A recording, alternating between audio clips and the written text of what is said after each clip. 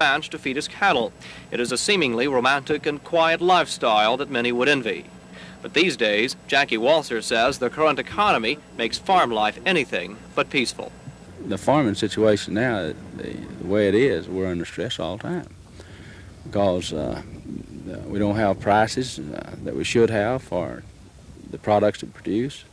Across the country, farmers like Jackie Walser are beginning to show signs of strain. In Texas, many are attending special stress control seminars, now sponsored by the Texas Agricultural Extension Service. Nobody gets up really early in the morning, goes out and plows the South 40 if they're laid back. Today's day, with the transportation problems, with the difference in the markets, overproduction in some areas, under in others, it's very, very speculative as to how they can make their living and how they can survive. Jackie Walser blames his agricultural anxieties on the economy, but other farmers are more concerned with the very survival of their farm families. Economic crunch that's affecting farm households is a serious one, and this certainly causes some problems at the family level, not only with the farm enterprise itself, but within the family relationships as well. Stress specialists say one of the keys for farmers coping with stress is knowing where that stress is coming from.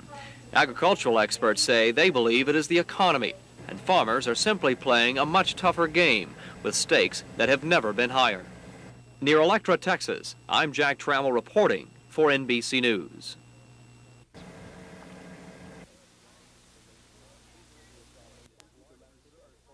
Would be a salvation to domestic exploration. Oil drilling has always been a gamble, but for geologists and investors, the domestic stakes may be getting too high. In Wichita Falls, Texas, I'm Jack Trammell reporting for NBC News.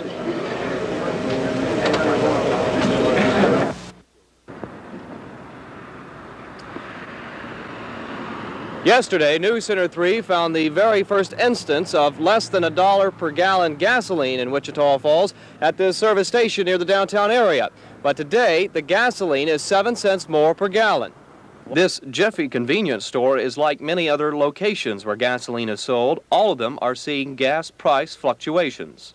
Yesterday, at the other station, gasoline was 99.9 cents a gallon. Right. Today, it is $1.06.9 cents per gallon. Why the sudden increase? Because the competitors in that area of town are within that range, and our prices are competitive all over town, no matter what they are. Is gas pricing in this area really getting that fiercely competitive? Yes, it is. If they want a gas war, we're ready to handle it. You are seeing these gas price signs being changed almost daily in Wichita Falls because the gasoline business is becoming competitive again. And for the consumer, more competition means lower prices. Do you think that gas prices will continue to go down? Well, all I can base it on is just past experience, and we just came down another 3 cents, so yes, I'd say it looks like it's going to. The drop of 10 to 15 cents a gallon has gasoline buyers delighted. I'm glad that it go down. There's more point for the better the living. Oh, I love them. Yeah, the better off I am. The more they go down, the better off I am. There may not be any gas wars in Wichita Falls, but what we may be seeing are the very first skirmishes. I'm Jack Trammell, News Center 3.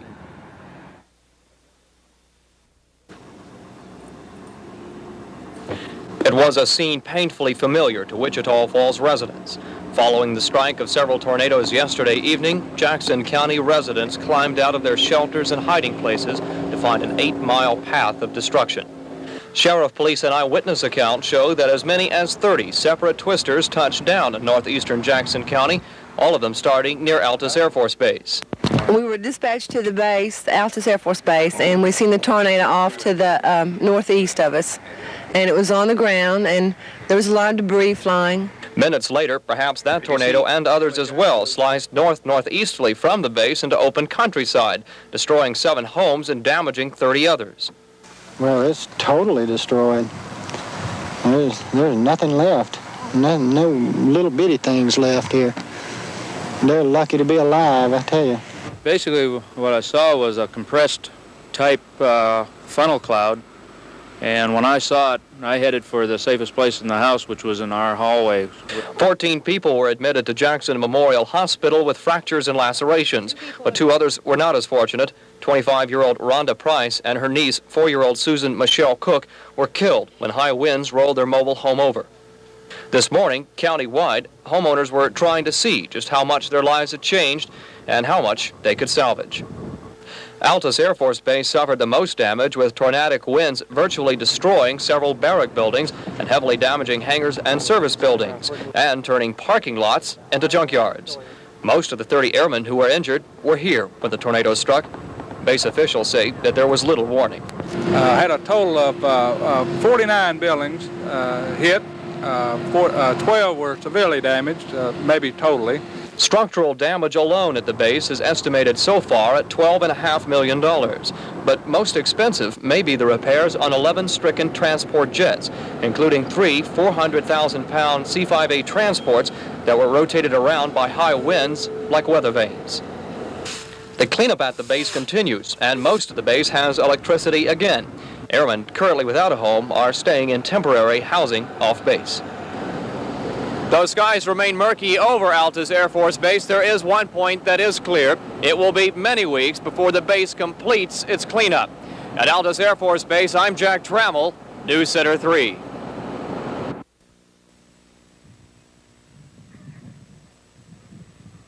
What you see behind me here are railroad tracks leading virtually into oblivion. Weeds grow between these tracks now because this is the end of the line, the Katy line, the MKT line, which ran just north of Granville, Oklahoma, all the way through to Altus. The line has been closed for years, but soon that may change, and that may change some people's lives. Granville businessman Jim Montgomery believes the state-sponsored, federally paid $5 million renovation will greatly affect the livelihoods of many. I think that most importantly, it means the preservation of a way of life, that the economic impact of the loss of this railroad would have meant that a lot of farmers would have gone out of business. The cities of Granville and Duval have been receiving regular rail service, but farmers have had to truck their wheat and cotton to these towns from as far away as 50 miles. That's expensive, but the reopening of the rail line would change that. The ability to ship your products to port by rail is going to enable the farmer to have a better marketing position and to better compete with other farmers in the United States. If someone said, give me a shopper's list of the problems of this particular line, this particular stretch of line, what would you tell them? Spikes such as this one that can be removed easily by hand. Underneath that we have a broken tie itself, and most of the ballast of the rock that holds this track up has been forced out from under the track. The entire line to be repaired runs from Burke-Burnett, Texas to Altus, Oklahoma, a total stretch of some 70 miles. It is hoped that when the renovation is completed on this MKT line, that it will bring new lifeblood to commerce and industry and ultimately to the people of southwest Oklahoma. But the line is in need of great repair, and when that help comes is yet to be seen. Near Granville, Oklahoma, I'm Jack Trammell reporting for News Center 3.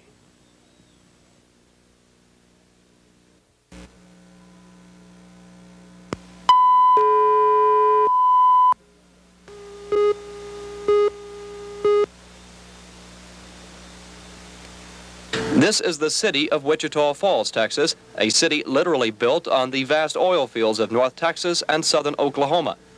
In a sagging economy, Wichita Falls has done well with a renewed oil boom once brought on by high oil prices. However, the number of wells being drilled around here is dropping rapidly because of lower tax allowances, high equipment costs and interest rates, and most importantly, dropping oil prices in a world oil glut. The decision by OPEC last weekend to stop that glut and raise prices was greeted by Texas and Oklahoma oil men as very good news. Well, surely it is, because we need to have price stability. The price of the product needs to be stable over a long period of time so that we can justify long-term planning and expenditures for exploration that will lead to energy independence for this country. This oil well fire near Chillicothe, Texas, has been burning out of control since March the 10th. It is a spectacular example of the expense and high risks involved in oil investment. This single well fire destroyed $1 million rig. and is costing the company that owns it over $100,000 a day. Local oilmen here concede that only if oil prices stabilize and only if oil prices increase will they be willing to gamble anymore on domestic oil.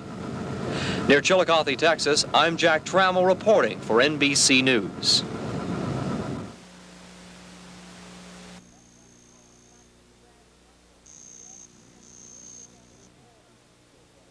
It is called angioplasty, and it's a new technique to open blocked arteries, an ailment common to the aged and heavy smokers. These little catheters are used to unplug small localized areas of blockage in arteries that prevent blood flow down a leg primarily. You can also use it in an arm. This new super catheter is inserted down a blood artery, and a small balloon at the tip is expanded with saline water, forcing the artery closure to open. The results of such a clearance of the artery is almost immediate. In the past, blocked arteries had to be repaired with expensive surgery and subsequent hospitalization. Texas Medicine Magazine says that angioplasty could save some patients from 1/3 to 1/2 the cost of such surgery. In general, it's people that have peripheral vascular disease, and these are caused by high blood pressure and diabetes and smoking and a bad family history of blood vessel disease. Primarily, we're seeing it more and more in middle-aged smokers. But angioplasty is not for everyone. Many people have such widespread artery failure that the extension of an arterial catheter is infeasible. The American College of Radiology claims that angioplasty represents another example of interventional radiology. And with the use of new supercatheters, radiologists are already doing everything from stopping stomach ulcers to removing kidney stones. In Wichita Falls, Texas, I'm Jack Trammell reporting for NBC News.